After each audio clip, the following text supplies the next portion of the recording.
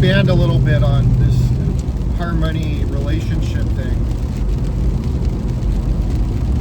As you do more with somebody, God, another consciousness, your spouse, a girlfriend, a work companion, whatever, a work buddy, there's a flow, and you see the predictability, and you see the repeating predictability and the patterns, and it opens the door for more optimization, more harmonious refinement. You can do more. You can prepare more for the next event. It's really awesome. I was thinking about passing, but I should have took my opportunity. I didn't. It's a really cool thing, because when you're communing with God, He's never the first person to make the subtle gesture, the subtle break in the chain. He's not the one who drops the ball first. He's not the one who lets go of your hand first. He's not the one that stops talking and trying to bring about a corrective change. It's always going to be the human.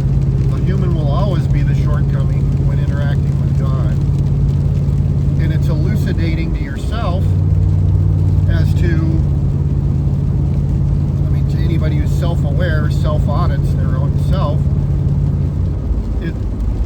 it's elucidating to gain knowledge of how you fuck up, what distracted you, why did you stop talking to God, why did such and such thing stop happening, why did you have a grievance that you wouldn't put down or something, and I'm not going to pass. I want to pass, but I'm not going to pass. I'm stuck here behind a whole column of trucks and semi-trucks and cars and a bunch of pussies out in front of me that don't want to pass the semi-truck, and the visibility's low with the rain and all the splatter from the tires, so you can't really see oncoming traffic very well.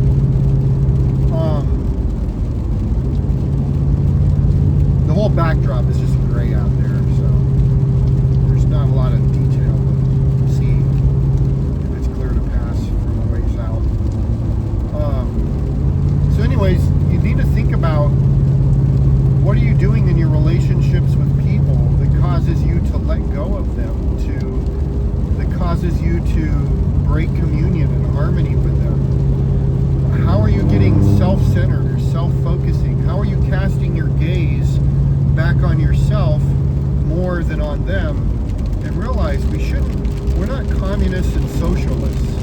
Christianity is about the individual, but a healthy Christian will cast their gaze of perception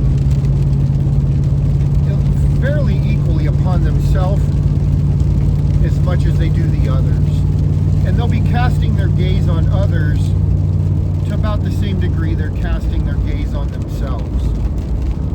Selfish, narcissistic people are myopically focused on just their comforts, how they're doing, how their situation is. And they really do it at the cost of thinking about others. And that's not anybody, that is the opposite of excellence. That should be far from anybody who wants to be awesome. So, there will be some sort of balancing. You might go through seasons where you're battling a disease or something, where you're casting all of your gaze upon yourself. But when you come out of it, you and God know that you're the kind of person that gives someone else the full attention to. And, you do have the ability to moderate yourself. And there's going to be a lot of selfless, loving, kind-hearted people who need to learn to moderate better at paying attention to themselves.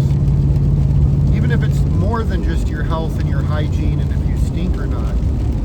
You can do optimizations on your own life and focus and pay attention to them. Obviously, you want some sort of balance between casting your gaze on yourself and upon others, but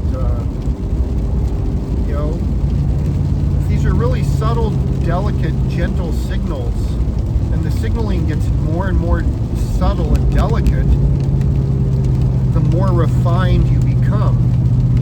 And that causes you to have to attune your ear and sharpen your vision for more subtler changes to be in to obtain a higher level of harmony.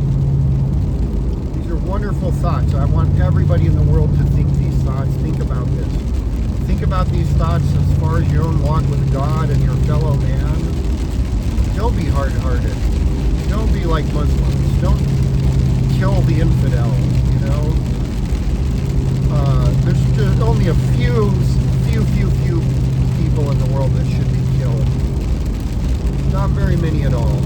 Less than, I don't know, I'd probably say less than 30%, you know. Maybe that's a lot, maybe that's not a lot, but maybe less than 10% need to be killed. I don't know.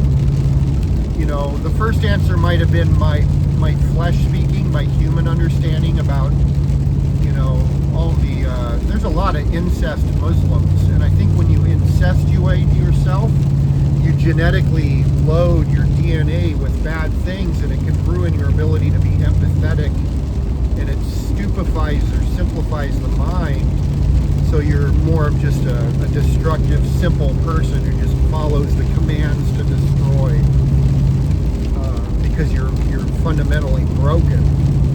And there is something to be said. Christians equally and oppositely need to realize nature does kill its runts.